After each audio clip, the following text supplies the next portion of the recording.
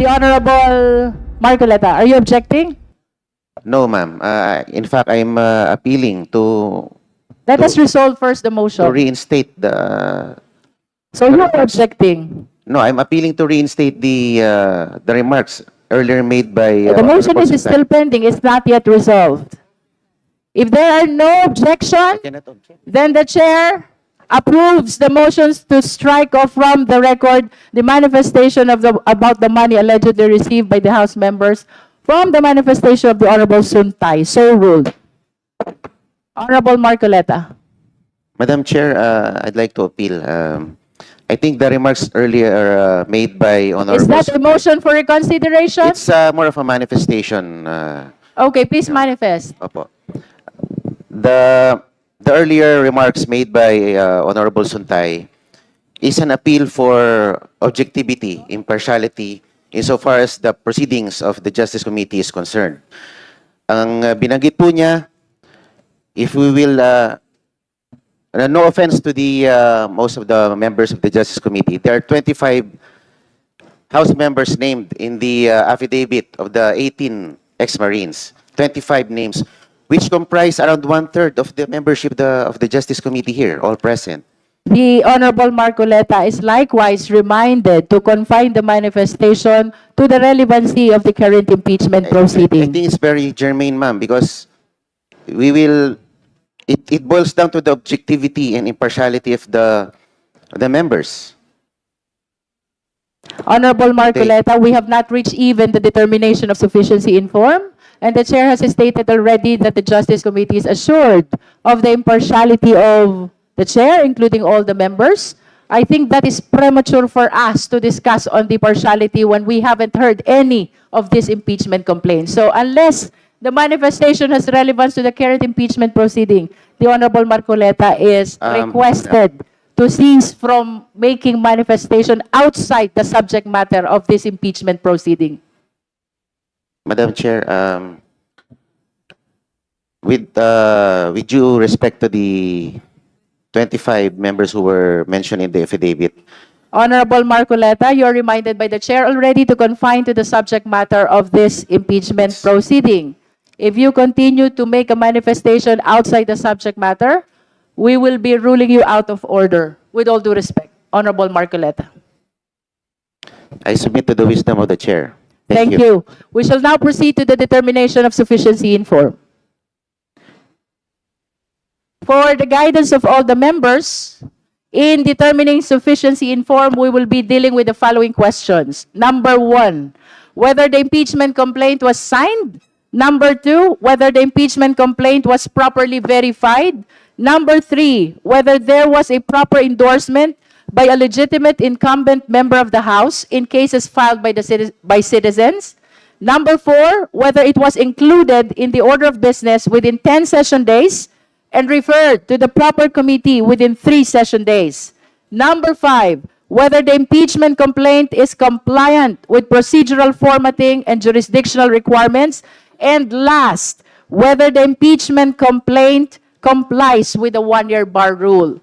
We will be holding our deliberation one impeachment complaint after the other, beginning with Castro et al. Impeachment complaint, followed by Father Sabalia et al. Impeachment complaint, and finally by Cabrera impeachment complaint. After all the deliberations are concluded, the justice members will be proceeding to vote again one after the other impeachment complaints. Madam To Chair, begin with, Madam Chair, I was about to call you Honorable Tino. What is the pleasure of the Honorable Tino? no, a parliamentary inquiry based on the pronouncement of the chair as to the scope of determination of sufficiency in form.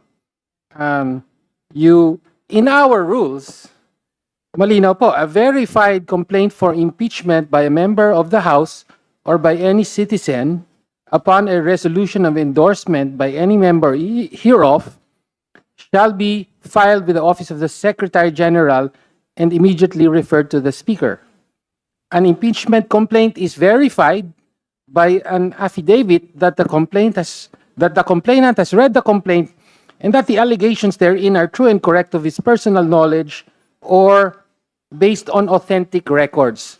So those are the parameters for determining sufficiency in form. My concern, Madam Chair, is that the Chair mentioned additional matters such as, for example, whether or not the filing of the complaint complies with the 1-year bar. Wala naman po sa explicit rules on impeachment iyon. And in fact, let me note that the 1-year bar applies to an impeachment proceeding, not the filing of a complaint, but the initiation of an impeachment proceeding. No, kaya po nagtataka lang po tayo bakit nadagdagan po ng mga kailangang i-determine ng committee ito at this point when the rules are very clear. We only have to deliberate whether or not the complaints are verified and whether endorsed by a member of the House, Madam Chair. Before the Honorable Flores respond to the manifestation of the Honorable Tino, we would like to recognize the Honorable Micah Gonzalez, Deputy Majority Leader, the Honorable Ana York P. Bondoc from the 4th District of Pampanga, and the Honorable Ramon Rodrigo L. Gutierrez from the One Rider Party List. The Honorable Flores is recognized. Thank you, Madam Chair. Madam Chair, tama naman po yung sinabi ni Congressman Tino na hindi siya specifically mentioned yung timeliness. But I think it should be part of the consideration in determining form, Madam Chair, kung timely nga ba yung pag-file ng isang impeachment complaint. Because it would be useless for us to consider any impeachment complaint that was filed within the 1-year bar period, Madam Chair. And I think it is important that we determine it together with the other formal requirements of the impeachment complaint na dapat nga may, kung ako nga lang ang masunod, dapat part of the verification should include a statement that this complaint was filed na outside of the 1-year bar rule if there is any. Because it would be, again, useless for us to determine the validity of the form if we know for a fact that it was filed well within the 1-year bar rule, Madam Chair. Madam Chair, All right? The Honorable Tino? Madam Chair, if I may, the Constitution itself says, with respect to this 1-year bar, that no impeachment proceedings shall be initiated against the same official more than once within a period of 1 year. So it speaks of initiation of impeachment proceedings within 1 year being barred. No? Proceedings. Hindi po sinabing filing of complaint. And it is very clear in our own rules and in jurisprudence that an impeachment proceeding is initiated not by the filing of a complaint, but by referral of plenary of the complaints to the Committee on Justice. Hindi po ba malinaw yon, Madam Chair? So, kaya po, tingin ko, bakit po ginagawang issue ang hindi naman issue? The Constitution, yan po ang pinakamataas, no? Nagsasabi, ang barred for 1 year is the initiation of an impeachment proceeding, not the filing of a complaint. The filing of a complaint does not initiate a proceeding, Madam Chair. So, Madam Chair, please enlighten this Madam Chair. representative kasi nga, lumalagpas po tayo sa konstitusyon, no? Sa nais niyong pag-include ng timeliness of filing. Wala naman pong ganong rules, Madam Chair. The Honorable Flores is recognized. Thank you, Madam Chair. Madam Chair, the Supreme Court in its decision noong July 25 to 2025 clearly said that no new impeachment complaints, if any, may only be commenced no earlier than February 6 of 2026. That was clearly stated by the decision of the Supreme Court in July 2025. And while it may not have been stated, as correctly pointed out again by Congressman Tino, na ito lang yung sinabi ng Constitution natin, But in interpreting that provision of the Constitution, the Supreme Court came out with this decision that no new complaints may be commenced no earlier than February 6 of 2026. And it is silent on this point on its resolution of the motion for reconsideration noong January 2026 po, Madam Chair. The Honorable Ridon, Madam Chair. and then the Honorable Chua, and then the Honorable Padiernos, and then the Honorable Suntay. Well, Honorable Ridon And then first. Madam Chair. Well, before proceeding further, Madam Chair, I think what the endorsers wanted to do is to reframe the matter, no? That we should not discuss it as part of sufficiency in form. But, and if this is not the situation that they want to find themselves in, I think we have to discuss it as a threshold question. And whether or not their filing is actually barred based on the Supreme Court decision and all other relevant constitutional provisions and rules of impeachment proceedings, no? So is that the pleasure of the endorsers, Madam Chair? To May determine this as we a- request the Honorable Tino to confirm whether your concern is only to consider the compliance to one-year bar rule as a preliminary matter instead of including that in the determination of sufficiency in form?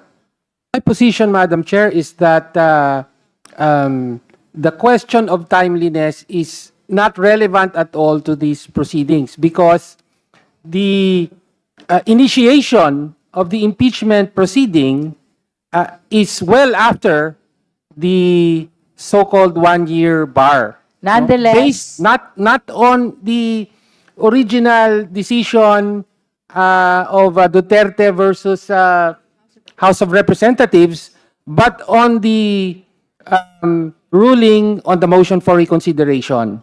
No? So, and Madam Chair, perhaps I will. Just for clarity, Honorable Opo, Tino, opo, would you Madam like Chair. to discuss the one-year prohibition period prior to our determination of sufficiency in form? Oo. Is that your pleasure? Sabi ko nga, Madam Chair, na-anticipate ko na merong tutulad sa yumaong si Congressman Edsel Lagman, and they will raise a prejudicial question before the actual deliberation on Madam sufficiency in form. No, I do not. I am not.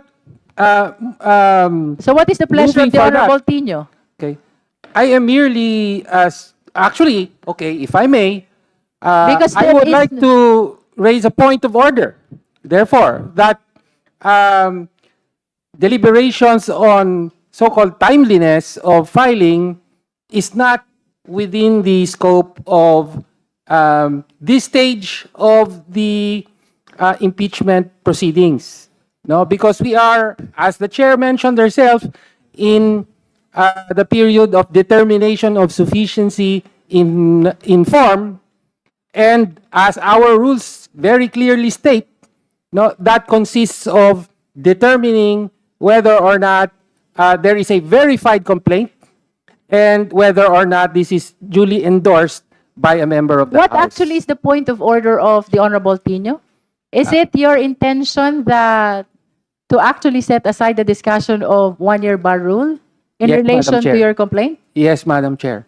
Madam Chair. Madam Chair. Madam Chair. The Honorable Chua first and then the Honorable Flores. Yeah, if I remember it correctly, the Honorable Tino manifested a while ago that he wanted to be clarified with respect to the word initiated. Tama po ba? Yes. Now, let me just clarify it. Let me walk you through the case of Supreme Francisco versus the House of Representatives. Your Honor, Madam Chair, in that case, the Honorable Court states that the impeachment proceeding are initiated upon filing of the complaint and or resolution and its referral to the committee. Therefore, there are two acts that should be followed. First, the filing of the complaint. That's why the filing of the complaint is also necessary because that will determine the one-year bar rule. That is included in the determination of the one-year bar rule. Now, as already manifested a while ago, already expounded or explained by the Honorable Vice Chair Flores, that in the first decision of the Supreme Court, it stated expressly that no impeachment complaint should be filed earlier than February 6. And in the second decision, there is no such express statement from the Supreme Court. There is this so-called statutory construction between two conflicting laws, one express and the other one implied. The express should follow. Now, having said that, Your Honor, I believe that it is mandatory and it is necessary that we should first determine if this is filed within the one-year bar rule. Why? Otherwise, this will all be inutile, useless, if eventually this will again be used in the court to question the legality and constitutionality of this first impeachment complaint. Thank you, Madam Chair. Honorable Chair. Chua, is it Madam your Chair. intention Madam to Object. hear the discussion on one-year compliance prior to the determination of sufficiency in form? Yes, Madam Would Chair. you like to raise a motion to that effect? Yes, I would like to move that we discuss the one-year bar rule prior to the determination of form and substance, Madam There is a Chair. motion to discuss compliance to one-year prohibition period before we proceed to the determination of sufficiency in substance. Do I hear a second? Is there any objection? Hearing none, the motion is approved. We shall now open the discussion as to the compliance to one-year prohibition, but in doing so, we will do it one complaint after the other. To start with, we are calling the endorsers of the first impeachment complaint to manifest their position with regards to their compliance to the one-year prohibition period. A quick manifestation only, because I understand that you have made ample discussions already on that in your sponsorship speech.